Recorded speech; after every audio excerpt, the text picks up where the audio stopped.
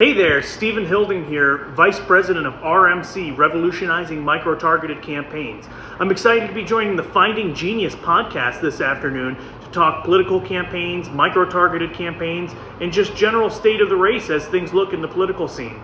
Looking forward to being on the show. Forget frequently asked questions. Common sense, common knowledge, or Google. How about advice from a real genius? 95% of people in any profession are good enough to be qualified and licensed. 5% go above and beyond. They become very good at what they do, but only 0.1% are real geniuses. Richard Jacobs has made it his life's mission to find them for you. He hunts down and interviews geniuses in every field: sleep science, cancer, stem cells, ketogenic diets, and more. Here come the geniuses. This is the Finding Genius podcast with Richard Jacobs.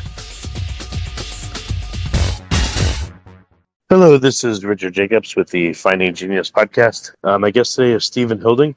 We're going to talk about political micro-targeted campaigns, which I think will be really interesting. Steve handles the RMC's internal operations and serves as a right hand to the founder, Rory McShane. And he also advises clients, helping them develop strategies and targeting that they need to get the votes they need. So welcome, Steven. Hey, Richard, thanks for having me on. Yeah, tell me a bit about your background. Were you always interested in political matters, and how did you get involved in the work you're doing today? Absolutely. Yeah, I've been involved in politics my whole professional life. I had my first paid job on a political campaign when I was 17 years old and still in high school. Throughout college, worked on political campaigns as well. Owned my own firm for a time, couldn't survive the off cycle and came on with then McShane LLC, now named RMC, Revolutionizing Microtargeted Campaigns. I serve as our vice president, oversee all of our staff, and help advise our clients. Oh, so you said no off season, meaning in between the 4-year presidential cycle, or what? Just in between a 2-year election cycle. With when having your own firm in this business, right? You're really, everything that you do in this cycle is kind of cyclical on a 2-year cycle. So everything you do in the whole business is based on that cycle. So you plan your whole life in 2-year segments at a time. So came out of an off cycle with my own company. It was really hard to survive that kind of off time when you don't have a lot of busy elections. Yeah, it makes sense. So things go quiet for like 2 whole years. I would think that candidates would always be scheming and building and working on stuff. And that's definitely true. And that's one of the things as a larger firm. We're very busy right now, and we're only about just almost done with the first quarter of the off year of an election cycle. What of some people might even consider an off election cycle because it's not a presidential year. And we're very busy. I mean, we've got clients across the country that are running for 2026, some 2025 races that we have as well, but most of them are 2026 races. Okay. And there's a lot of people out there for races that cover a whole state or the whole country. Why would you need micro-targeting? That's a really good question, Richard. This comes from on the Republican side of campaigns. Republicans have always been kind of behind the ball on modern technology when it comes to political campaigns. So you really saw in the 2008 election cycle, the Democratic Party and the Obama campaign start to use big data in a real way for the first time. And it took Republicans a few election cycles to catch up to them. So now this is widely used by both sides. It's all about finding the right voters, the voters that you need. Say you're one of my clients and you're running in a Republican primary. That's what you have to do before you get to the general election. There are, say you have 100 voters in a district. Of those voters, maybe only 30 of them will be registered Republicans. Of those, maybe only half of them will vote in Republican primaries, right? What we're looking to do is basically putting as much lead on as few targets as possible. Well, I would think that this goes into the theory of swing voters and people that have made up their mind. So I guess if you look at it from like an 80-20 perspective, I guess that the vital few is what will swing an election, or like, why is there, again, micro-targeting? Yeah, that's exactly right. It's about those vital few that are going to make a difference, right? In a competitive race, say a competitive congressional race, these races are going to be decided by 1, 2, 3 percentage points. So it's a bigger question than why just micro targeting. So what I kind of want to do is dive into what is micro targeting for political campaigns. In simply put, it's the process of using big data to make informed decisions about your voters. This is taking the kind of consumer data that big companies, Fortune 500 companies that are making large scale corporate decisions are using, and we're taking that same kind of corporately available data and using it on political campaigns. So historically, when you had, say, information on a voter, data on a voter, in the old school days when we had voter rolls, when they were quite literally rolls of the voters, there's a famous picture of Karl Rove working on then Governor George W. Bush's campaign in Texas, standing with the voter rolls of the campaign, and it quite literally was a couple library shelves of Texas voters within these data rolls. And so the kind of information that we had at the time was things like name, phone number, mailing address. Maybe there was some information about which elections you'd voted in the past, but there was nothing like that. So the kind of data that we use today is over 200 commercially available data points, pairing that on top of all the elections data, party registration, frequency that they vote, and then taking this consumer data, taking things like, do you rent or own your home? What kind of vehicle do you drive? Is it an American-made vehicle? What kind of credit cards do you carry? How much equity do you have in your home? All these different questions that when you look at them once at a time, say things like going to the movie theater or eating fast food, you can't really make a picture of a voter. It doesn't really make sense to look at just one data point. But when we're able to put all of these together, we're able to make large, broad scale decisions. So we're able to tell with a high degree of certainty that voters who feel about a certain issue have all of these socioeconomic data points in common. So we can say with a high degree of certainty, we know which voters, say, support President Trump or supported Vice President Harris in the last election, which voters are pro Second Amendment and which ones maybe aren't so much, which voters are pro-life and which are pro-choice. And so with these, we're able to make very strategic targeting decisions. But how do you know that all these micro features would add up to a vote for a certain individual? And what if one of them are off or two of them are off? Then what? Certainly, there's going to be some off, but you know what? I would rather feel confident in this data, knowing making these broad scale decisions. Sure, there's always going to be folks that maybe aren't modeled correctly, right? Maybe we think someone supports a certain issue when they feel a different way, or maybe we send a mail piece to a household where we're trying to target one voter and another voter in the household looks at it. But what I can certainly say is that you're better off if you're thinking about a voting audience of 100 voters. I'm going to go back to this 100 number just because the math is easy. If I know that there are essentially 5 voters out of that 100 that are going to make up the election, I would be much better off hitting those 5-10 voters 10 times over than I would be hitting all of the voters once. There are voters that candidates can reliably count in their camp. Republicans who always vote Republican, Democrats who always vote Democrat. Those we can count as either supporting our candidate or not supporting our candidate. And what the goal is to do is constantly be identifying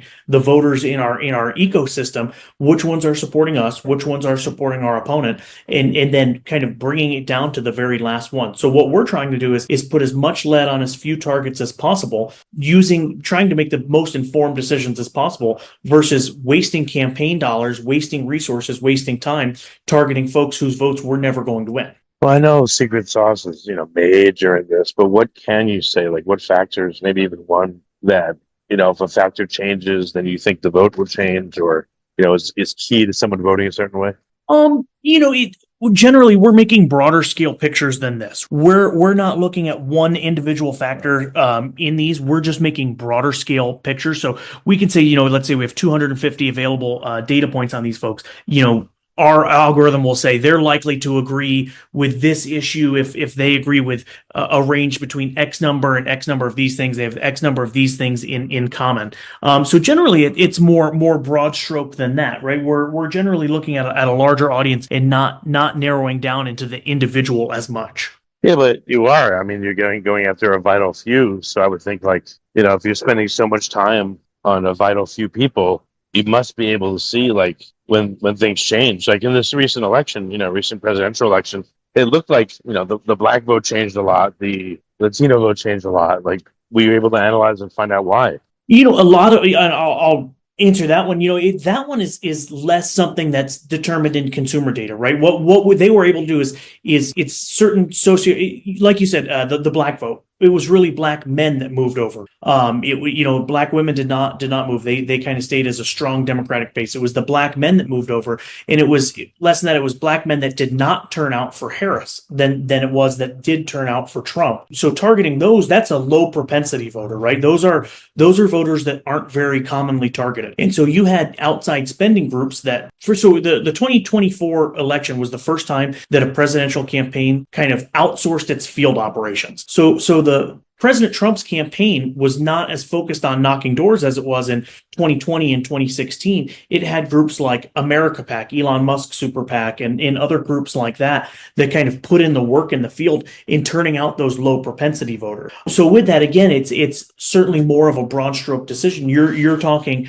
certainly it's a select percentage of the population, but you're talking in a statewide, even in a lower population swing state like here in Nevada where I am, you're talking tens of thousands of votes that are making the difference. There is no way to be as granular as going down to each and every individual voter. All right, so if you look at it as a curve, you're not focused on. I mean, what percentage of the voting public are you focused on? Like 1%, 10% at most? Like how small is the sea at large? Is it?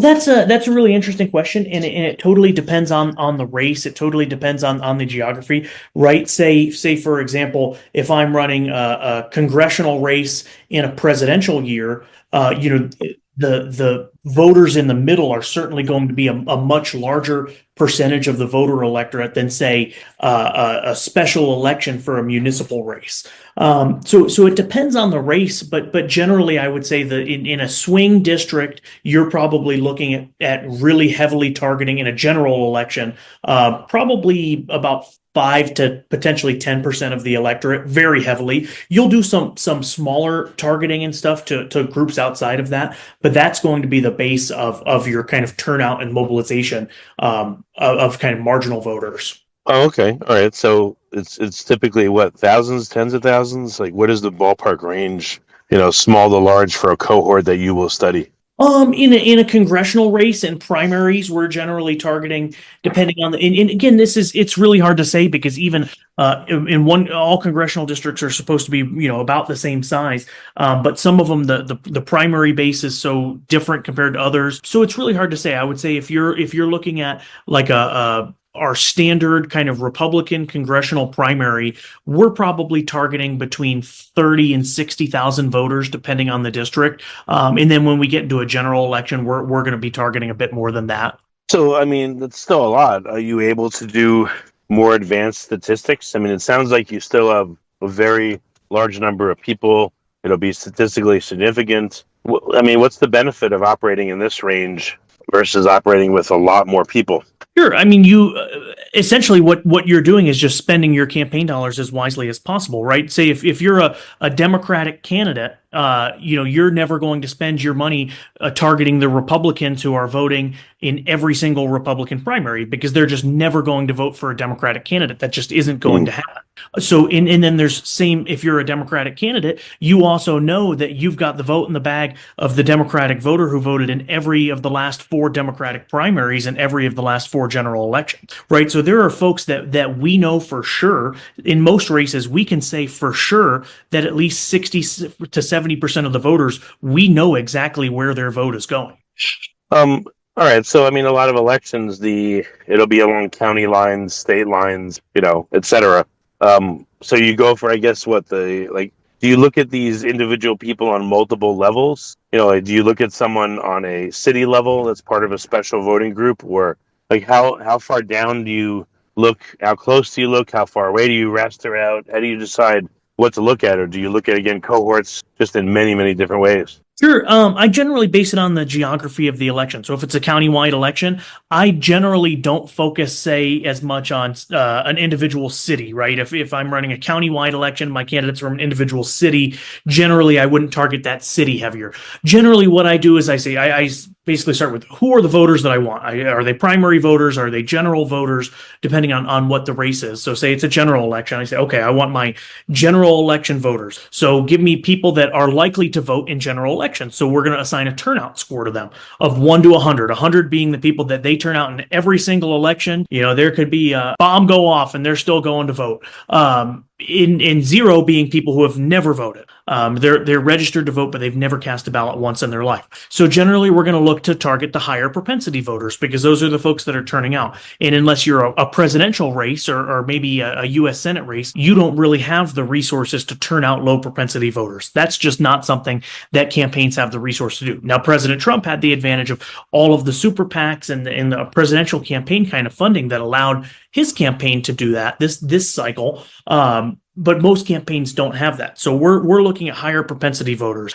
Depending on the circumstances, we're generally looking at voters that have a score of 60 to 70 or higher. So a higher likelihood of voting, right? 70%, 60 to 70% or higher likelihood of voting. So we're going to start with those individuals, and then we're going to refine from there. So if I'm a Republican candidate, the very first thing I want to do are eliminate the Democrats that are never going to vote for me out of that voter pool. So I'm going to take out all of my hardcore Democrat voters. So I'm going to take out all of the Democrat voters who routinely vote in Democratic primaries.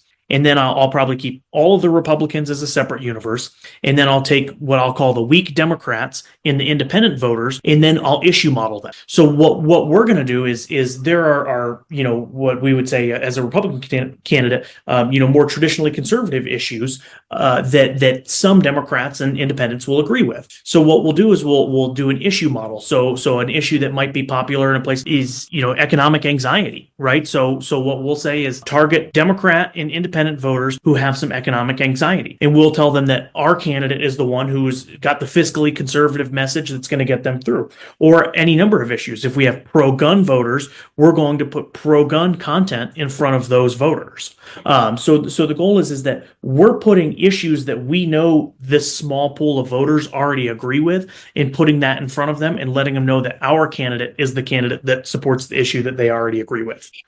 Yeah, it seems like an interesting cohort would be people that don't automatically vote down ballot along with the top winner to influence them. Like if you feel like they're lost, but you still have a candidate that's down ballot that you want to win, that might be an interesting group to go after again.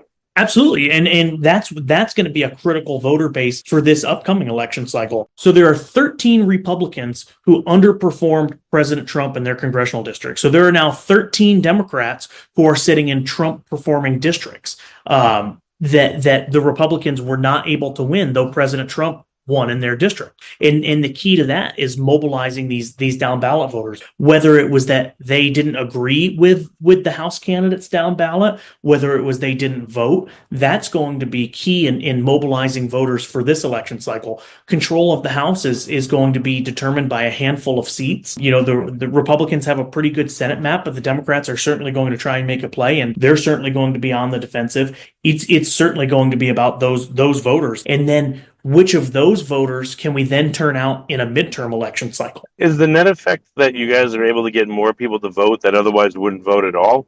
Or, what do you see? So generally speaking, campaigns do not have the resources to engage with voters who do not usually vote. The highest likelihood and the highest indicator of someone's voting performance is their past voting performance. So it's very, very difficult to take a voter who's never voted or has maybe voted in one of the last 4 general elections, getting them to turn out. That's very difficult. So what we're really exerting our resources on are the people who we already know are going to come out and vote, in creating our voter base based out of the folks that we know are coming out. Gotcha.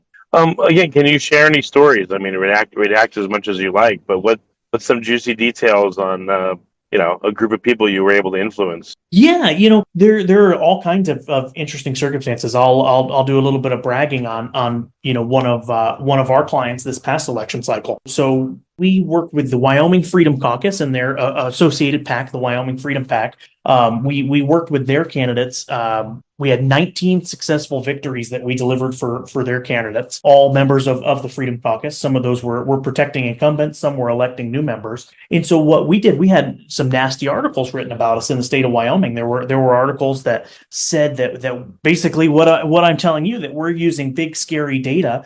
And so we have the advantage of races in Wyoming tend to be very inexpensive races. A state house campaign expends maybe $10,000 as an entire campaign budget, as compared to a larger state like Florida, Texas. It's not uncommon for these campaigns to expend $250,000 plus So what we were able to do is bring this kind of data and targeting that used to only be available to big races, to really congressional races or higher. Any race that's going to spend over $1 million was kind of who this data was available to. So how we've kind of made our mark in the industry is bringing this kind of data down to these smaller races. So what we were able to do is deliver those 19 wins for our clients. We took out a 20-year incumbent, committee chairman, 19 victories across state just by using this data. So once we did this data, we were targeting these folks with pretty traditional methods, right? We targeted them with mail, and we did a little bit of digital and a little bit of text messaging.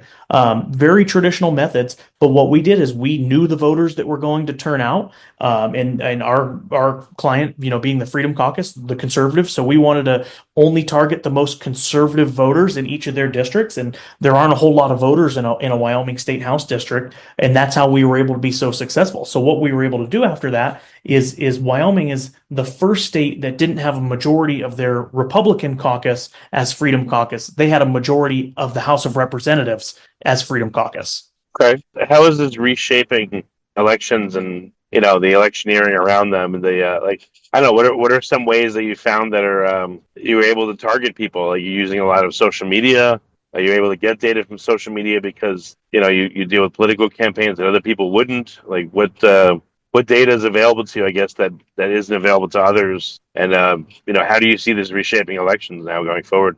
That's a really good question, Richard, and that's one that I'm really excited about too. It's not as much what data are we getting from social media or anything. It's kind of what data are we feeding to social media. In the old ways of campaigning, right? A traditional campaign was who can put as many points on broadcast television as possible, and that's how kind of old school congressional races were won, and that's how congressional races were won in the 1990s and early 2000s. In some folks who have made a name in this industry and might almost be close to household names, that's how they made their mark in campaigns, and that's how campaigns were won. And in this day and age, what we'll do is we'll take our targeted list of voters and we'll target them on all kinds of different mediums. So all of the streaming ads that you see, all of everything from, watching a free streaming service to one of the paid ones, Netflix, Hulu, Disney Plus, Roku, any of those, we can target just to individuals on there. So you're going to see campaigns, a campaign, if they have $100,000 that they would normally put on television, they're going to say, let's put it on streaming service ads targeted just to our individual voter, right? Television is moves numbers, regular traditional broadcast and cable television move numbers faster than just about any other form of media that there is. But it's also incredibly expensive and it's not targeted, right? You'll be very hard pressed to find, say, a congressional district that is entirely within one broadcast zone. So what you're going to see is campaigns becoming more and more targeted. They're going to be targeted with anything that can be one-to-one targeted to an individual voter. Anything like a text message, a robocall, streaming service ads, social media ads, browser ads, mail, still traditional methods like mail, door knocking, volunteer phone calling. Those methods are still going to be utilized. They're just going to be more targeted as to who they're going to. What about instead of only targeting someone directly, like there's mavens, there's like super connectors, there's influencers within groups. Do you also identify those people and then have messaging come from them as well? Richard, in my opinion, those folks don't really exist anymore. You have some folks who might be kind of a digital influencer and such these days. But if you were to look, even as recently as the 1970s, in the 1970s, as many as 70% of Americans were civically engaged, right? These were the folks who went to political party meetings and were members of the Moose Lodge and the Elks Lodge and the Rotary Club and the Kiwanis Club,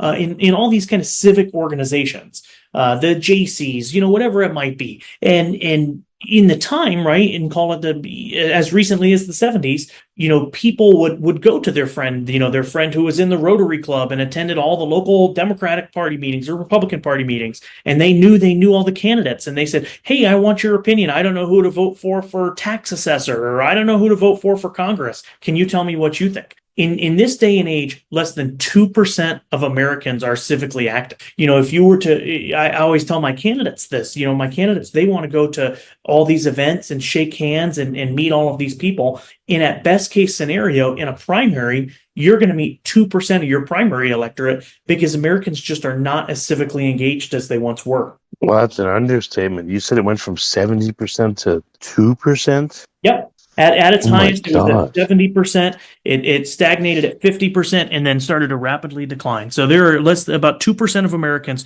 who are actively and civically engaged. That's crazy. Yeah. And that's what it goes back to is targeting the individual voters, right? We don't have the budget to turn these folks out. We don't have the campaign resources to go and shake every single hand, right? There was a time where you could win a state house seat by truly going and shaking every hand. You could go to every event in your district and you would meet 70% of the voters because they were so civically engaged. And in some parts of the country, it literally became a sport, right? It was the most exciting attraction around when a political candidate would come to town on say a train stop or something like that, and you just don't see that in today's day and age. So what moves people then? Just personalized ads, or are you I don't know, how do you sway people if they don't ask friends? And I guess if they don't really, there's no Google 5-star ratings for politicians, which I don't know if anyone can get above like a half a star. But how do you sway people now if they don't seem to listen to anybody? I usually talk to them directly through their device, and that just controls everything they do, say, think, and it's weird. So what we do is it's all a process, right? So we know who's going to vote with a high degree of certainty. We know how people feel about certain issues with a high degree of certainty. Now it's all about putting a simple equation. My candidate agrees with you on this issue, vote for my candidate. And it becomes very simple like that. And even on issues, if I'm not working a traditional political campaign, a candidate for office, say I'm working a ballot measure. We did some work on ballot measures that opposed ranked choice voting here in Nevada. So when we're talking about that, we know through data modeling with a high degree of certainty who cares about ranked choice voting, right? Who's opposed to it? Who supports it? Who's not going to vote for it no matter what happens? And it's turning those folks out. It's a turnout game at this point. You already know who's going to be there. It's about getting as many on your side as possible. Yeah, it's just strange. It's amazing what has happened to people. Have you found that, I would guess in studying all these factors, that you would not only know who someone's going to vote for, but products they're going to buy, places they'll go vacation? I mean, there's a lot of probably side or ancillary data. What happens to that? And that's the data that I, don't care as much about, right? Because I'm using mine to make election decisions. And now if I'm, Coca-Cola or some large Fortune 500 company, that's absolutely right. I can, with a high degree of certainty, tell them if they're going to use my product. If I'm a movie theater, I know who goes to the movie theater. All of everything that you do is sold, right? Every magazine you subscribe to, every newsletter you subscribe to, every store that you go and sign up to their email list, all of your credit card purchase history, all of this stuff is sold, right? There is nothing that you do that's in secret these days. And so what we're able to do is if I'm selling a certain product, I can literally say, I want to purchase data on people who purchase this kind of product and target all of my ads towards just that individual. Companies have gotten so high tech with this kind of thing that they know that if you're in their store, because they've kind of geo-targeted you within their store, and then they match it with credit card purchase history, and with a high degree of certainty, they can tell that you were in their store without purchasing something. And then the next thing you know, you get on some kind of social media platform or wherever you might see an ad, and you're going to have an ad from the store that you were just in offering you a coupon for 20% off. So what's more powerful, to say that candidate X, supports your issue, or to say that candidate Y, that devil in the blue dress or whatever, doesn't support your issue? Like, have you found a negative or a positive approach works better with people to sway them? It totally depends, right? It totally depends if there's a circumstance to go negative, right? If you're, challenging, say, an incumbent elected official, you're going to generally have to go negative, right? There's not going to be any way. People don't really like changing the status quo. There's a reason that over 95% of incumbent elected officials get reelected.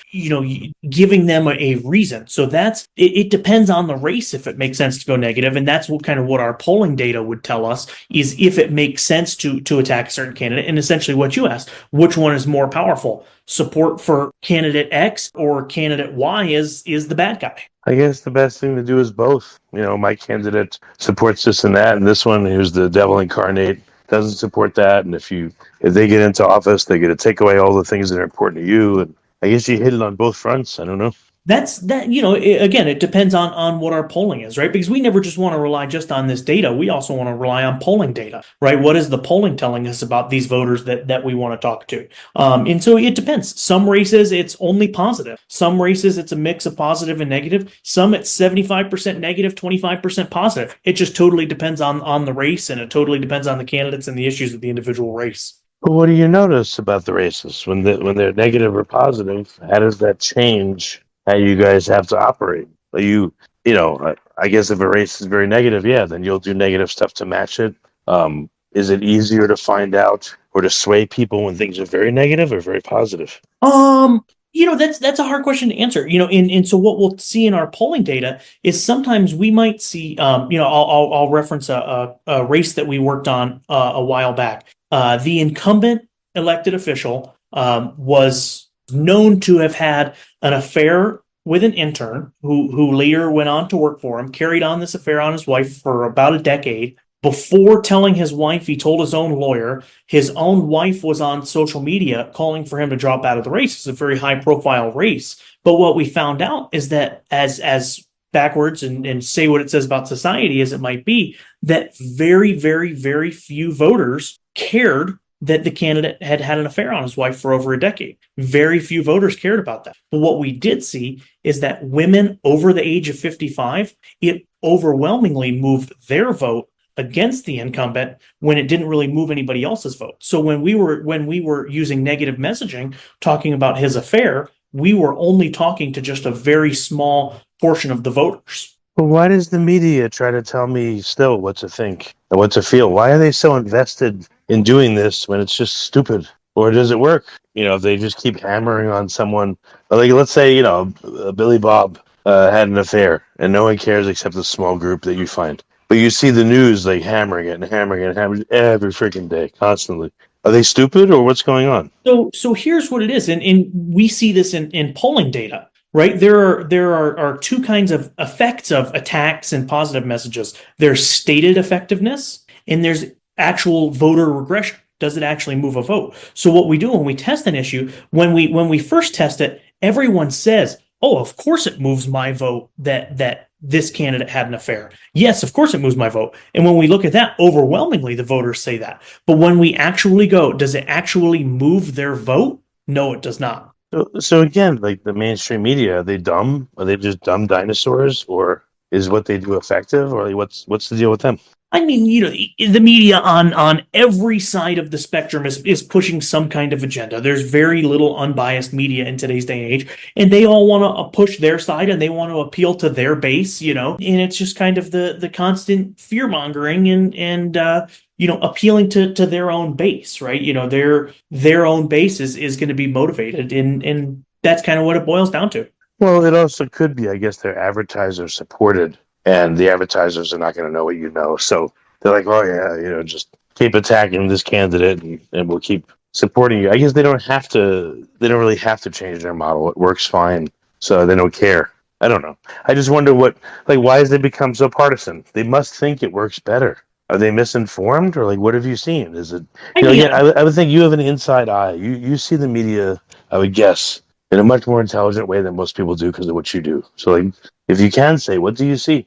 I mean, it's every side is trying to push their own agenda, and it's very, very difficult to stay in the middle. I mean, I don't want to I'm going to stay as neutral and bipartisan as I can here, but each side is going to push an agenda, and each side gets their base fired up. And quite honestly, that's what drives viewership, and that's what drives ratings, because it's in the day of 24-hour news, right? This isn't the days of Walter Cronkite where you maybe had 2 hours of news a day. This is constant 24-hour news, and they have to stay interesting, and they have to stay relevant, and they have to appeal to the people that are going to watch them. And that's what it boils down to.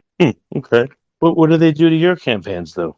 If you watch the media, I don't know, bringing up an issue that you wanted to bring up, I mean, are they a useful piggyback? Are they useful idiots for you guys, where you can watch what they're doing and say, oh, great, this will support this, or because they keep hammering on this one thing, now it's in people's minds, so we got a chance to talk about that. Everyone's talking about XYZ lately the past week, so now we're going to change our messaging because, again, thanks, media. You made it such a big issue that now we can piggyback on it. Yeah, I mean, we certainly have to. I mean, I think it's fair to say one of the big issues that Republicans won on in the 2024 election cycle was immigration. And it got to a point where even, I would say, traditionally more left-leaning news was admitting that our country had a problem with illegal immigration, right? We had a problem with illegal border crossing. So certainly, the media will feed into an issue, and the more the media dwells on an issue, the more it can become a talking point of a campaign.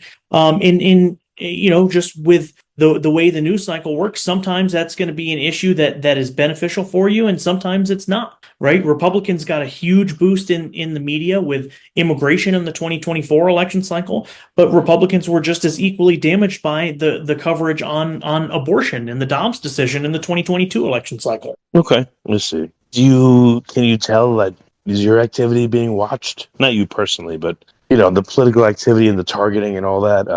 How do you avoid one agency watching the other and then copying that? And you put things out there, and then you see that your competitors are changing based on what you're doing. And how much of an incestuous kind of operation is this for the company that do this? The kind of data that political campaigns are using is not nearly as how would you say, invasive or intrusive as what corporate advertisers are using, right?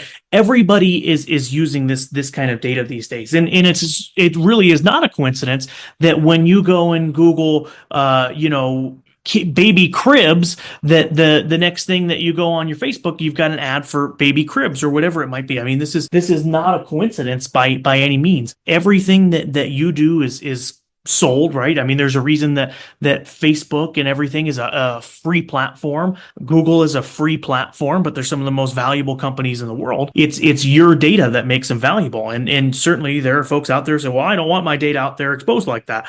Well, don't use the internet. Don't have credit cards. Don't sign up for any lists anywhere. Probably don't have a phone number. And you'll be safe from the data targeting. But now you're certainly starting to see, in Europe, you have, European Union has a lot more data privacy. There are some states in the United States that are starting to push more data privacy laws. And now these are generally political campaigns, at least in the United States, are kind of exempted from a lot of those. But for the corporate consumers, I think maybe there will certainly be a little bit more of a push for data privacy in the future. But as of now, there's kind of no way to avoid it. Okay. I guess last question, what do you see changing over the next few years? Where is all of your efforts going, and how are they changing and being shaped? Richard, I'm always looking in the best interest of my client. I'm always looking for a way that I can target a voter more precisely and for less money. So I'll say the biggest change that I've seen in advertising is, at least for us and for my campaigns, is a switch from more traditional television, your cable and broadcast television, switching over to the streaming services. In most races that we're working, at least 40% of voters are cord cutters. They no longer have access to traditional cable or broadcast television. Like myself, everything I do is from some kind of streaming service. In giving ads to voters right on their streaming service targeted to individuals. That's been one of the biggest things. So I think what we're going to see is further levels of targeting. What we're starting to see is, as kind of cable and broadcast television viewership started to slip, more advertisers going on to streaming service. Now you're starting to see radio listenership start to decline, and you're starting to see more advertisers looking to do ads on things like podcast platforms. So I think that you're going to see some more advancements in data targeting. I don't think that in the next, call it 5 years, you're going to see these leaps and bounds in political data targeting. But I do think that we're going to find more platforms to target these individuals, and just find more precise ways to make sure that we're putting as much lead on as few targets as possible. Okay, well, very good. So where can people find out more about your efforts and, talk to you about hiring you if they need for their campaign and just more information?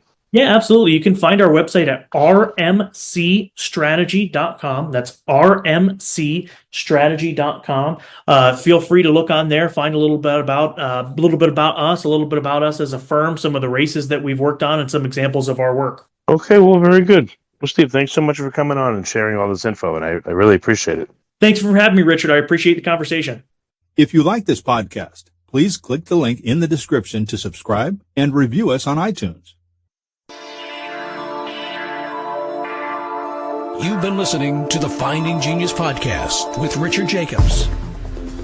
If you like what you hear, be sure to review and subscribe to the Finding Genius podcast on iTunes or wherever you listen to podcasts. And want to be smarter than everybody else? Become a premium member at findinggeniuspodcast.com.